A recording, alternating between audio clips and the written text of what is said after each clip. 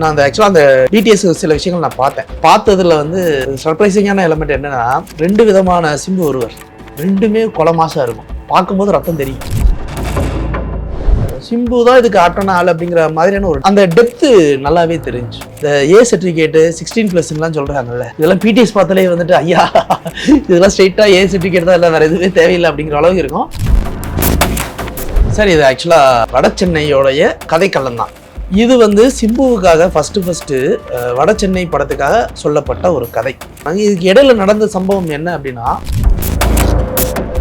இளம் வயதில் ஒரு பெரிய ரவுடியாக இருக்கிற ஒருத்தன் எல்லாத்தையும் விட்டுட்டு அமைதியாக ஒரு வாழ்க்கை வாழ ஆசைப்படுறான். ஆனால் வேற ஏதோ ஒரு ரூபத்தில் ஒரு பிரச்சனை, கிண்டி கிளறி விட்ட பிரச்சனை திருப்பி வருது. அவன் வேணான்னு ஒதுங்கும் போது திரும்ப வருது. அப்போ திரும்பவும் வந்து அந்த இளமையில் இருக்கிற அதே ஒரு ரவுடி உள்ள எட்டி பார்க்க போகிறான். இப்போ அப்பன் பண்ண தப்ப இப்போ பண்ணுவானா மாட்டானா?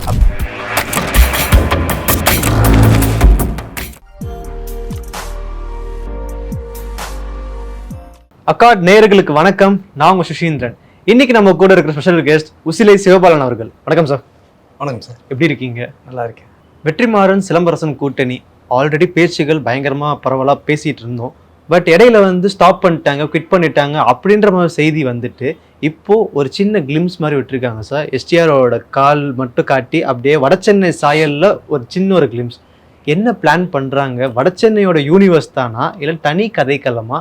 எஸ்டிஆரை எந்த மாதிரி நம்ம பார்க்க போறோம் சார்? இது ஆக்சுவலாக வட சென்னையோடைய கதைக்களம் தான். ஓகே. ஒரு இன்ஃபர்மேஷன் சொல்லணும்னா, ஆல்ரெடி வெற்றியும் சொல்லியிருக்காரு, எஸ்டிஆர் 49 வந்து ஃபஸ்ட்டு இவர் பண்ண வேண்டியது இல்லை. அது நம்ம எல்லாரும் தெரிஞ்ச ஒரு விஷயம்.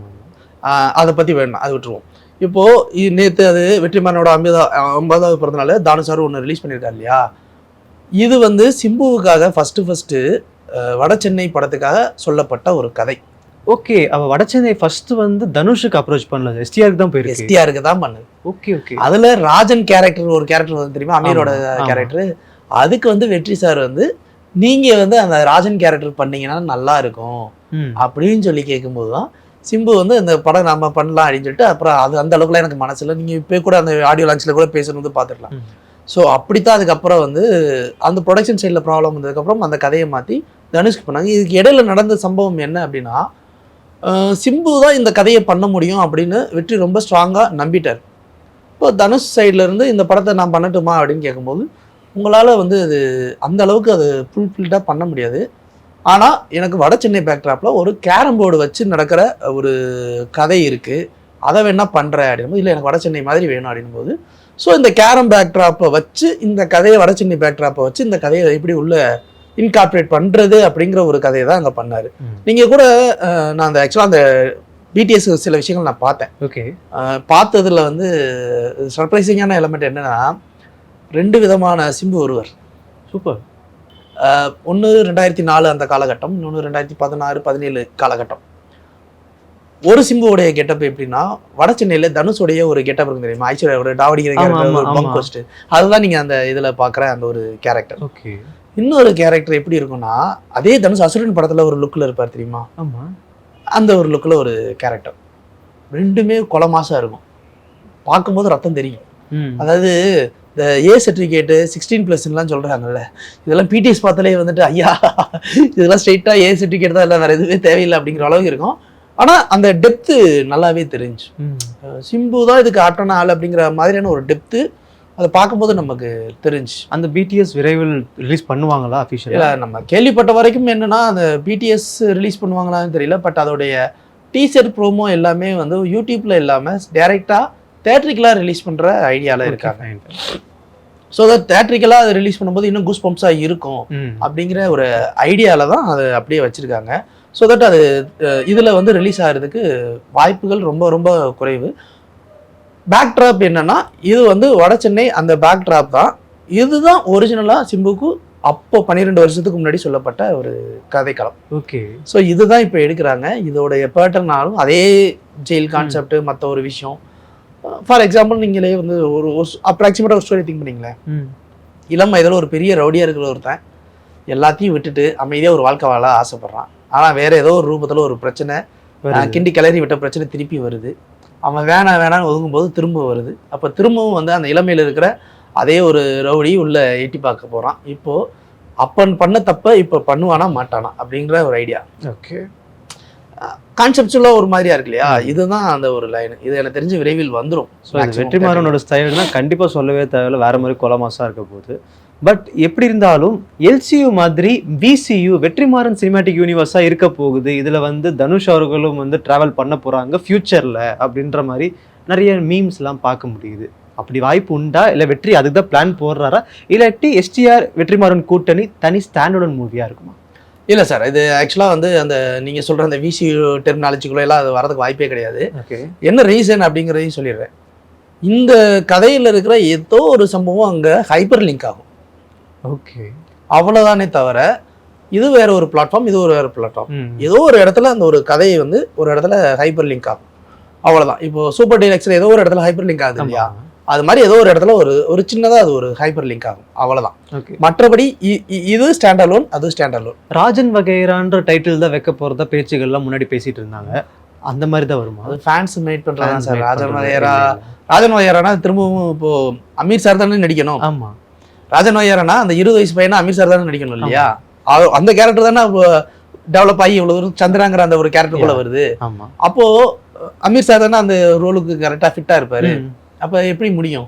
கரெக்ட். ஸோ இது வேற, இது ஆக்சுவலாக இது வேற ஒரு போர்ஷன், இது ஒரு வேற போர்ஷன். பட் ஒரே இடத்துல நடக்கிற கதைக்கெல்லாம் அப்படிங்கும் போது ஏதோ ஒரு இடத்துல அது சிங்க் ஆகும், கனெக்ட் ஆகும், அவ்வளோதானே தவிர மற்றபடி இதுக்கும் அதுக்குள்ளேயும் சம்மந்தம் வரல. அண்ட் ராஜன் வகைராங்கிறது டெஃபினட்டாக இருக்கிறது வாய்ப்பே கிடையாது.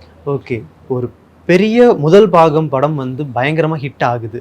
அது வட சென்னையாக இருக்கலாம், 1000ல் ஒருவனாக இருக்கலாம், இல்லாட்டி வந்து கைதியாக இருக்கலாம். அதோட இரண்டாவது பாகத்துக்கு வந்து நீண்ட வருஷங்கள் வந்து காத்துக்கிட்டே இருக்கிற மாதிரி இருக்கு. இது எப்படி இருந்தாலும் இந்த படத்துக்கு வந்து பயங்கர டிமாண்ட் இருக்குன்னு சொல்லிட்டு அந்தந்த இயக்குநர்களும் தெரியும். ஏன் டிலே பண்றாங்க? ரொம்ப சிம்பிள் சார். யாருமே எடுக்கும்போதே இது 2 பார்ட் எடுக்கிறோம், 3 பார்ட் எடுக்கிறோம் பிளான் பண்ணி எடுக்கிறது கிடையாது. ஓகே, எப்பவுமே எடுக்கிறது கிடையாது. ஸோ தட் என்ன ஆகுதுன்னா, ஃபர்ஸ்ட் ஒரு படம் வருது, அது ஹிட் அடிக்குது, இது அவங்க எதிர்பார்த்த வெற்றியை தாண்டி வேற ஒரு வெற்றியை கொடுக்குது இல்லையா? அப்போ அதே மாதிரி இன்னொரு கதை வந்து நல்லா இருக்குமே அப்படிங்கும்போது சரி ஒரு பார்ட் 2 நம்ம டிசைட் பண்ணலாம்னு சொல்லிடுறாங்க. இப்போது நீங்கள் ஒரு ஜெயிச்ச கதை ரிலீஸ் பண்ணிட்டீங்க, அது ஒரு இமாலய வெற்றியை அடைஞ்சிருச்சு. இப்போ பார்ட் 2க்கு நீங்கள் அதுலேருந்து என்ன லீடு எடுப்பீங்க? புரியுதுங்களா? ஏதாவது லீடு வைக்கணும்ல. இப்போ லோகேஷ் படத்தில் ஏதாவது லீடு ஒன்று வச்சுட்டு விட்டுருக்காரு. ஸோ தட் அதை லீடு எடுக்கிறது ஈஸியாக இருக்கும். ஆனால் முன்னாடிலாம் அப்படி கிடையாது. லோகேஷ் வரதுக்கு முன்னாடி வரைக்கும் அந்த லீடு அப்படிங்கிற ஒரு விஷயம். இப்போ ஃபார் எக்ஸாம்பிள் நீங்கள் 1000ல் ஒருவனில் ஒரு லீடு வச்சுருப்பாரு செல்வா சார். அந்த சின்ன பையனை காப்பாற்றி கார்த்திக் கூட்டிகிட்டு போய் திடீர்னு மறைஞ்ச மாதிரி ஒரு லீடு இருக்கும். அப்போவே வந்து பார்த்திபன் சார் தான் வச்சுட்டு திரும்பவும் வந்து அந்த சின்ன பையன் கேரக்டரை வச்சு நம்ம ஒன்று பண்ணலாம் சார், அது பார்ட் 2 நீங்கள் ட்ராவல் பண்ணுவீங்க சார்ன்றதுனால ஒரு லீடு வச்சார். ஸோ தட் அதுக்கப்புறம் அந்த லீடு இப்போ பார்த்திபன் சார் அந்த கேரக்டர் வச்சு பண்ண முடியுமானா முடியாது. இப்போ தனுஷ் தான் பண்ணுறாரு அப்படின்னா அந்த சின்ன பையன் கேரக்டர் தனுஷ் இது எல்லாம் எப்படி கனெக்ட் பண்ணுறாங்க அப்படிங்கிறது ஒரு பெரிய கொஸ்டின் மார்க். இப்போ அதே மாதிரி தான் சாமி ஸ்கொயர்ல நீங்க எங்க கொண்டு போய் திரும்ப பெருமாள் பிச்சை போய் எரிச்சிட்டீங்களே, எரிச்சதுக்கு அப்புறம் திரும்ப பெருமாள் பிச்சை உசுரோட இருக்காரா இல்லையான்னு தெரியாம எப்படி ஒரு டீம் வரும்? அதுக்கு எங்கேயோ ஒரு இடத்துல இருக்கிற கதையை கொண்டு வந்து சேர்த்து உங்களால பார்க்க முடிஞ்சா? முடியும். இப்போ இந்தியன் படம்லாம் முடிஞ்சே போச்சு. நான் திரும்ப வருவேன் அப்படின்னா அவர் திரும்ப வர்றாருன்னா இங்க முன்னாடி வந்து லஞ்சம் வாங்குறது தப்பு அப்படிங்கிற ஒரு விஷயம் இன்னைக்கு புறையோட போன ஒரு விஷயமா இருக்கும்போது அவர் எப்படி வந்து ஒரு வைரலாக பரவிட்டு இருக்க ஒரு விஷயத்தை ஸ்டாப் பண்ண போறாருங்கிற ஆங்கிள் தானே யோசிக்கணும். அதை விட்டு நீங்கள் கமர்ஷியலாக வச்சிங்கன்னா அது எப்படி நிற்கும்? அது மாதிரி உங்களுக்கு லீடுன்னு ஒன்று இருக்கு இல்லையா, இந்த பார்ட் 2 அப்படிங்கிற அந்த ஒரு லீடு இருக்கு இல்லையா, அந்த லீடு ப்ராப்பராக இல்லை அப்படின்னும் போது அதுக்கடுத்து அந்த கதையை பற்றி நீங்கள் யோசிக்க முடியாது. இப்போ வட சென்னையெல்லாம் வந்து ட்ரையாலஜி மாதிரி அவர் வெற்றிமாறன் முன்னாடியே ரெடி பண்ணி வச்சிருந்தார்.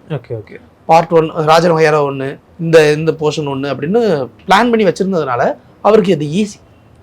ஆனால் விடுதலை அவர் அப்படி டிசைட் பண்ணலையே. விடுதலை பார்ட் 1 பண்ணியிருந்தாரு. அதோட ஹிட்டை பார்த்துட்டு உடனே வாத்தியார் கேரக்டர் வச்சு அந்த விடுதலை பார்ட் 2 ஒன்று பண்ணலாம் அப்படின்னு சொல்லி தான் பண்ணார்.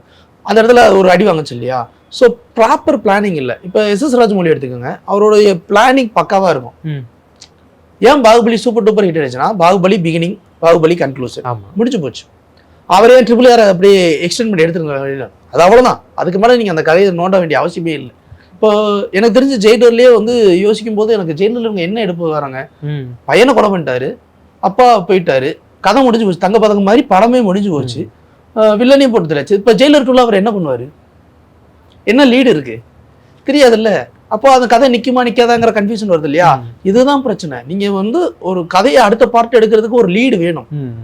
அந்த லீடு இல்லை அப்படின்னா அந்த படம் பெருசா நிக்காது. ஓகே, இதுதான் இங்க பிரச்சனை. ஆனா பெரும்பாலும் வந்து ரிலீஸ் ஆன பாகம் 2 படங்கள் வந்து முதல் படத்தோட பேர் கெடுக்கிற மாதிரி தான் வந்திருக்கு. ஏதாவது ஒரு சில காவியங்கள் மட்டும்தான் வந்து நல்லபடியா அமைஞ்சிருக்கு. ஒரு படம் ஒரே பாகமா எடுக்கிறது கரெக்டா, இல்லாட்டி 2-3 பாகங்கள் போறது கரெக்டா? இல்ல சார், அது நீங்க 2 விதமான மனநிலையை அணுக வேண்டியது இருக்கு. சிங்கம் அந்த புதுசுல சிங்கம் 2 எடுக்கும்போது சிங்கம் 2 கொண்டாடுனாங்க, சிங்கம் 3 கொண்டாடல. ஆமா. ஆனா இப்போ வரும்போது முன்னாடி என்னன்னா, நம்ம வந்து ஆஃப்டர் கோவிட் வெப் சீரிஸ் நிறைய பார்க்க ஆரம்பிச்சிட்டோம். வெப் சீரிஸ்ல ஒரு வெப் சீரிஸ் கிடையாது, சீசன் 1 சீசன் 2 சீசன் 3 மணிக்கணக்கில் பார்க்க ஆரம்பிச்சிட்டோம். அப்ப என்ன ஆகுதுன்னா, அவங்க சீசன் 1 சீசன் 2 சீசன் 3 அவங்க லீட் பண்ணி எழுதி நம்ம பார்த்து பழகுனதுனால இப்போ அன்னைக்கு நம்ம வந்து பார்ட் 2 பார்க்கும்போது வந்து அது பெரிய விஷயமா தெரிஞ்ச ஒரு விஷயம். இப்போ பார்ட் 2 அப்படின்னும் போது என்னடா இது பார்ட் 2 எடுத்து வச்சிருக்கீங்க, அதே கதையை திருப்பி திருப்பி எடுத்து வச்சிருக்கீங்க அப்படிங்கிற மாதிரி ஆயிடுச்சு. ஸோ மக்களோட மைண்ட் செட் மாறிடுச்சு, நிறைய படங்கள் பார்த்து பழகிட்டாங்க. அப்போ நீங்க பார்ட் 2 எடுக்கும்போது வந்து ரொம்ப கேர்ஃபுல்லா எடுக்கணும். ஓகே, இல்லையா அது நீங்க அதை எடுக்கவே கூடாது. இப்போ இதுதான் பிரச்சனை. இப்போ உங்களோட மைண்ட் செட் மாறிடுச்சு அப்படின்னும் போது நீங்க இவங்களுக்கு தீனி போடுற மாதிரியான கண்டென்ட் அதில் இருக்கணும். ரெண்டாவது, இப்போ நீங்க என்ன மாதிரியான கண்டென்ட் கொடுத்தா அது அவங்களுக்கு தீனி போடுற மாதிரி இருக்கும்னு யாருனாலும் கெஸ் பண்ணவே முடியாது. கண்டிப்பா. நீங்க ஒரு வேளை இப்போ லப்பர் பந்து எப்படி ஓடிச்சுங்கிறது உங்களுக்கும் தெரியாது, எனக்கும் தெரியாது. ஆனா லப்பர் பந்துல ஒரு சூப்பர் கண்டென்ட் ஒன்று இருக்கு, அதனால அது ஓடிடுச்சு. ஓகே, இது மாதிரி நிறைய படங்கள் இருக்கு. சில படங்கள்லாம் ஆகா ஓஹோ அப்படின்னு நான் வந்துடும் நம்பிட்டு இருந்த படங்கள்லாம் ஒண்ணுமே போகலை. அதெல்லாம் நம்மளால கெஸ் பண்ணவே முடியாது. அப்போ நான் என்னன்னா, டீசெண்டாக ஒரு படம் சக்ஸஸ் ஆயிடுச்சா, இப்போ இருக்கிற ட்ரெண்டில் பார்ட் 2 வேண்டாம் அப்படின்னு முடிவு பண்றது என்னை பொறுத்த வரைக்கும் சால சிறந்தது. நம்ம நேயர்களுக்காக நிறைய சொன்னீங்க சார், ரொம்ப நன்றி. நன்றி.